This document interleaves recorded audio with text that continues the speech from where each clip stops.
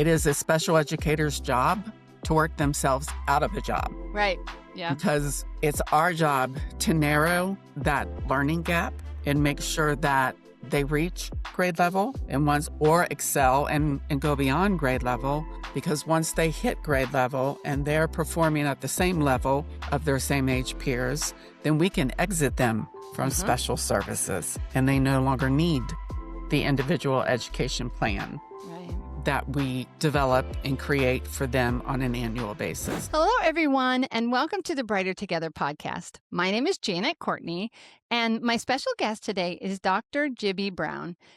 Dr. Brown is the Special Education Supervisor for grades 4 through 8 at Winton Woods City School District in Cincinnati, Ohio. Dr. Brown, thank you so much for being on the show. Oh, well, thank you for having me. Well, I love the fact that you're in Cincinnati. I told you a little bit before we started that Cincinnati is near and dear to my heart. We had our first child when we were living in Cincinnati 28 years ago. And Ohio, go Buckeyes. My husband will be happy I said that. It's a special place. So tell us a little bit about your role and your career, and maybe a little bit about how you got to where you are. Wow. Okay. So it's been 33 years as a special educator. My career started in Covington Independent across the bridge because I live in Northern Kentucky. Yeah. After about 12 years, I crossed the bridge because I had worked in one school district and I wanted to be professionally relevant and continue to be professionally relevant, and I needed some new information. I needed to find out what methods and strategies other districts were using. So I branched out. I crossed the river, came to Cincinnati. I was in Oak Hills for 4 years as an intervention specialist and gifted specialist because my master's is in the gifted instruction. From there, I went back to school to get my doctorate. I spent 2 years in Gary, Indiana, with Indiana State University at a grant. We were reframing their special education framework. Wow. From there, it was one of the best professional experiences I've ever had. Neat. And it taught me a lot about structures, taught me a lot about when we make decisions, especially educational decisions, that we need to make decisions for our circle of influence. Everybody that decision is affecting, not just a student, not just a family, not just me, but the entire picture. Who is it affecting? I think that was my biggest takeaway, to see how systems work within a school district. From there, I came back to Cincinnati and became the assistant principal at Margaret B. Rust. I was there for 5 years. And then Winton Woods recruited me. Nice. And I've been there for 6 years. Very cool. Very cool. So why just grades 4 through 8? Is it a really big district? Tell us a little bit about the district. It's not a big district. However, it's a very diverse district. Okay. And that's what I love about it. We have 16 different languages in our district. Wow. We have students from all over the world, from all the nations. So that's the beauty of Winton Woods, is that the diversity. As far as grades 4 through 8, my background is mostly intermediate and middle school. I've taught every grade level except 11th and 12th grade, but I specialize in that intermediate and middle school levels. Okay. So I have a... Oh, go ahead. I'm sorry. No, go right ahead. I have a very strong background in applied behavior analysis, autism, and literacy. So those areas of expertise are very needed in those ages, because we all know grades 6, 7, and 8. That's a stepping stone for kids, especially for teenagers, because they have a lot going on at that time. And so my experience and all my knowledge just helps create a really great foundation for those Mhm. kids and Mhm. families. So you're the special education supervisor. So you have people that are under you, right? So what are some of the biggest wins that you guys have seen in your department? Well, I wouldn't say that they're under me. I would say that we're a, A team? we're a team. Yeah. Okay. I have 3 separate teams, Okay. and I work with all the intervention specialists, the principals, the building administrators, counselors, um, therapists. I work with occupational therapists, physical therapists. I work with speech and language pathologists. Um, I think our greatest wins is that if we have a kiddo that goes through, that starts at Winton Woods when they're little, and they go through Winton Woods till they get to high school, they're very successful because we monitor 3 early warning indicators consistently for all students and their attendance, grades, and discipline. Okay. And if any of those are showing at-risk markers, we make sure that we apply strategies, interventions, accommodations, supports to make sure that they're successful. It is a special educator's job to work themselves out of a job, Right. Yeah. because it's our job to narrow that learning gap and make sure that they reach grade level, and once or excel and go beyond grade level, because once they hit grade level and they're performing at the same level of their same age peers, then we can exit them from Uh-huh. special services and they no longer need the individual education plan Right. that we develop and create for them on an annual basis. Right. Right. Awesome. Awesome. Um, so what would you say is some of the biggest challenges that you face right now? The biggest challenges came from COVID. Um, Being out of school for as long as we were, we have a lot of kiddos that are still catching up socially and emotionally. Mm-hmm. We have a lot of families that need additional support. So a lot of our families are single parent homes, and they require a lot of support.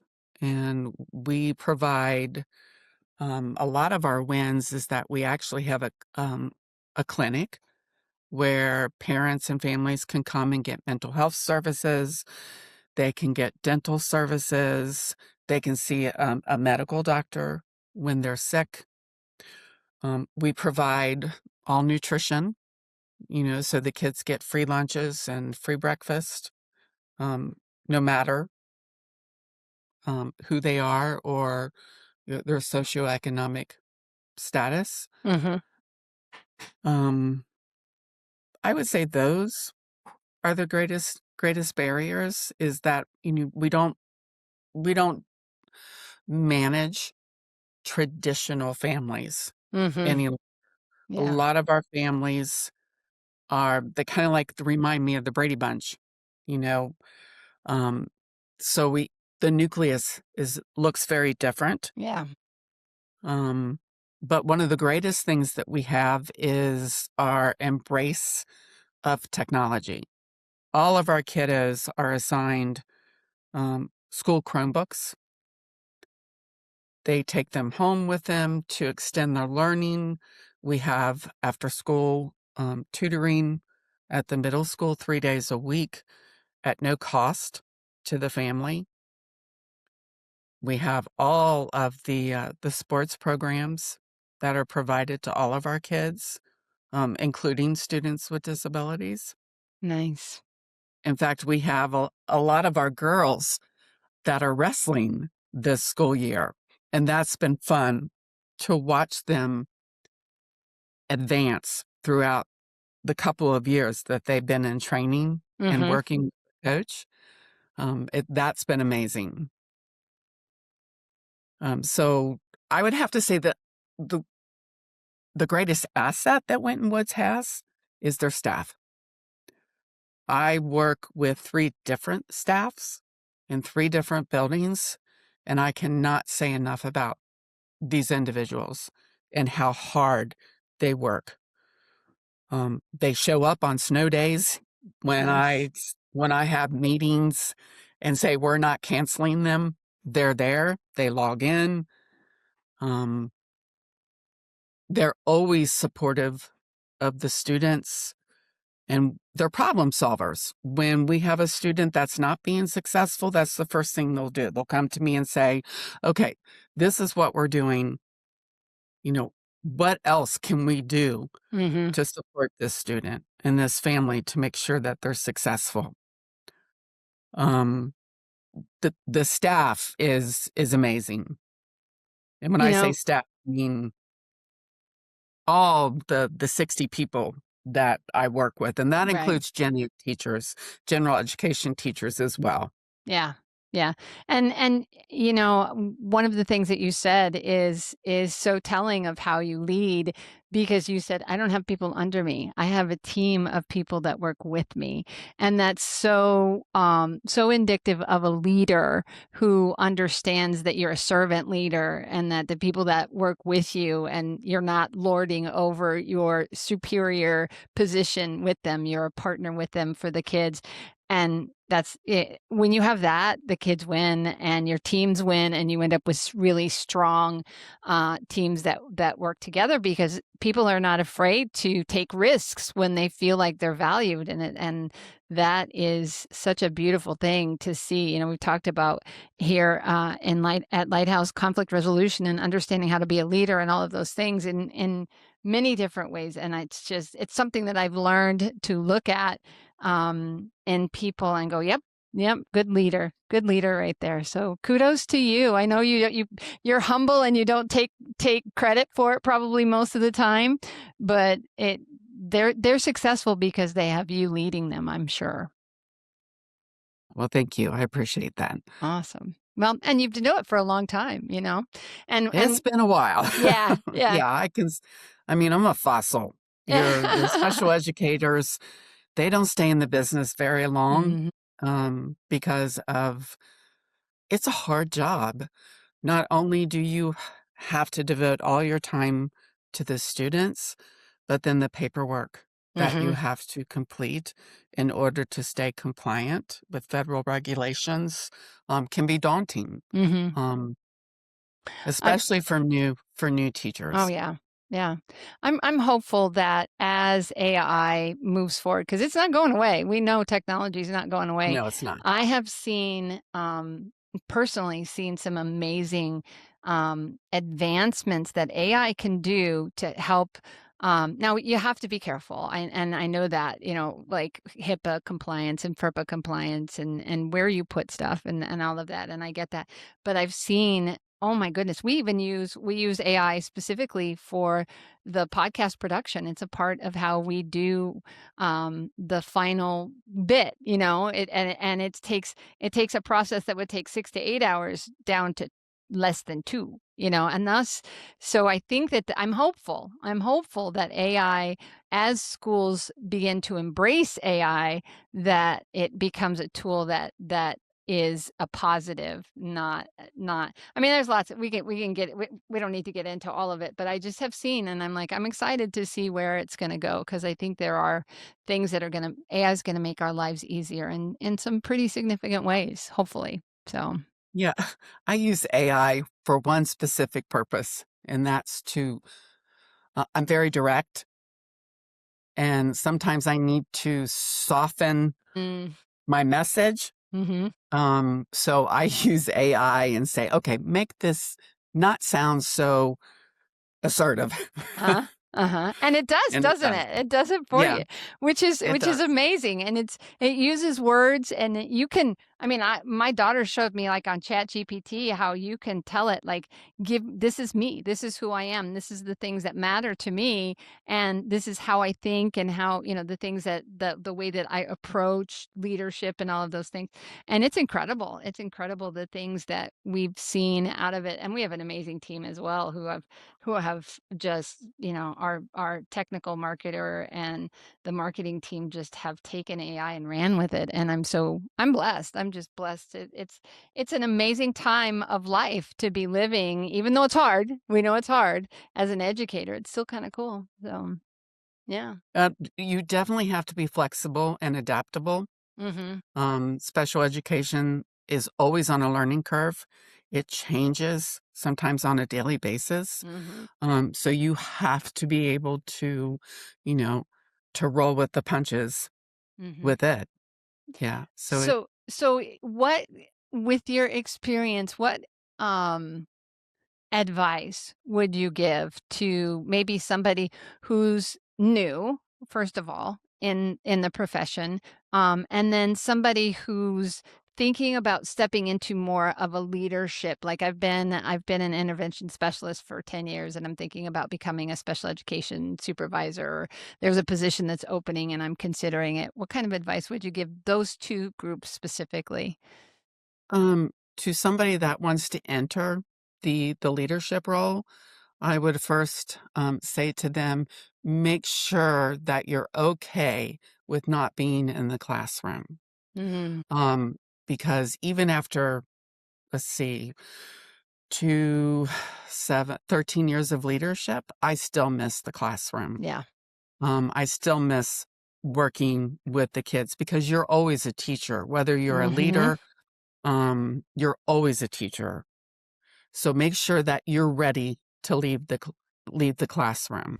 What if every student could work with a therapist who brings not just credentials, but years of experience and wisdom to the table? At Lighthouse Therapy, most of our therapists have over 16 years of real world experience. We don't just fill seats. Instead, we find therapists who've seen it all and know how to help. And every new therapist is paired with a mentor to help them guide them every step of the way. Whether through virtual, hybrid, or in person delivery, your students are getting services that's thoughtful, experienced, and genuinely human. Visit lighthouse-therapy.com/brighter together to learn more. The second is to remember where you came from. And before you make any judgments or decisions, that you always consider where you came from and what that person is doing, um, before you make any decisions there. The third is that be prepared to work really hard. Yeah. Um, and it's I put in 10 to 12 hours a day, depending upon the season, depending upon which month it is, Hmm. um, because you always have IEP meetings, individual education plan meetings for the kids. They have to have them every year. So October is a really busy month. November is busy. December is busy, and then you have all the holidays in between there. Um, and the last piece of advice I would give is that don't assume that everybody thinks like you, Ah, good one. Yeah. because I have made that error many times, assuming that a teacher knows what I know, or assuming that they're going to handle a situation the way I would. Um, so always make sure that you have those difficult conversations about, okay, next steps. What do we do? What's the best place for us to be at to make sure that this kiddo is successful? Yeah, and it's amazing how we as human beings just do that. I've made that mistake as well. Just okay, that wasn't what I was talking about. After they've moved forward, it's like Really? Okay, that isn't how sometimes it's okay, people Yeah. can approach a problem from multiple different directions, but sometimes it's like, "Oh, wait, no, no, no. I missed." And I know when that happens to me, I'm like, I missed communicating something. It's like if I asked you to do something and I didn't communicate it well. If I didn't, I get it. Yeah, absolutely. So and it's important. It's important to know we're all different, but and we all have that uh, our own bias, right? Everybody comes with their own set of bias, and um, personal bias is something that I don't care who you are, you have it. You can't get you can deal with it and deal with it appropriately, but it's always going to be there. It's not something that you can just turn off. So for sure. So, okay, Dr. Brown, if you could just fix one thing in your world, like magic wand, miraculously never have to deal with that one thing, and it can't be money. We all know schools need more money. What would that one thing be? In special education, Yeah, in your career, in your job right now, that you have right now, if you never had to deal with that one thing and just fixed it, it's never going to be a problem again. What would that one thing be? I would ask every parent to read to their kids over Mm, and over and over again. When they're little, put them on your lap. mm-hmm, Have them turn the pages to a book. Um, Read over and over and over the same book. mm-hmm, Um, put down your phones. mm-hmm. Spend quality time with your family. Have the whole family put down their phones. Yeah. But the reading piece, the literacy piece is so important. Making sure that when our kids do come to kindergarten, that they are fully prepared. They know their letters. They they know their number correspondence, that if I show them, can they count from 1 to 2, 2 to 3? Do they know the values as far as, is 4 smaller than 7? Is 7 bigger than 4? Making sure that they have all the ready skills and they're ready to learn and to value education. Mhm. I think sometimes if we didn't have a really good experience in education, sometimes we don't value it as much as we need to value. Yeah. Um, and always, support your kids. Um, when you have a student with a disability,